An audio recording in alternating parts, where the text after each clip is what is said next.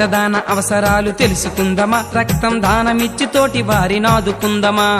రక్తదాన అవసరాలు తెలుసుకుందమా, రక్తం దానమిచ్చి తోటి వారిని ఆదుకుందమా. రక్తదానం అంటే మరో ప్రాణదానమే, మనిషిగా పుట్టినాం గనుక మన జన్మ ధన్యమే. రక్తదాన అవసరాలు తెలుసుకుందమా, రక్తం దానమిచ్చి తోటి వారిని ఆదుకుందమా.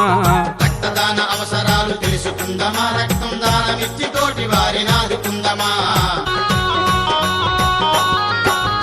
16 నిండకుండా పెళ్లి చేసినాం, ఏడాదైన దాటకుండా తల్లిగా చూసాం.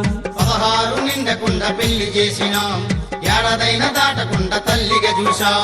పసి వయసులో పెళ్లి చేసి ఆరోగ్యం చెడదీసి రక్తం లేమితో బిడ్డను కనలేకపోతుంటే, రక్తమిస్తే మన సత్తువ పోతుందని నిండు చూలాలను కళ్ళ ముందు చంపుకుంటాము. రక్తదాన అవసరాలు తెలుసుకుందమా, రక్తం దానమిచ్చి తోటి వారిని ఆదుకుందమా. రక్తదాన అవసరాలు తెలుసుకుందమా, రక్తం దానమిచ్చి తోటి వారిని ఆదుకుందమా.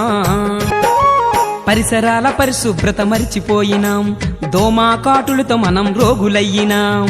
పరిసరాల పరిశుభ్రత మరిచిపోయినాం, దోమా కాటులతో మనం రోగులయ్యినాం. ఇంటి చెత్త ఈది లేసి దోమలకే పురుడు పోసి డెంగీ వ్యాధి సోకి మనం ఆసుపత్రి పాలైతే పేషెంట్ కి ప్లేట్లెట్స్ ఎక్కించాలంటారు, అవి లేకపోతే మన బంధువు బతకడంటారు. రక్తదాన అవసరాలు తెలుసుకుందమా, రక్తం దానమిచ్చి తోటి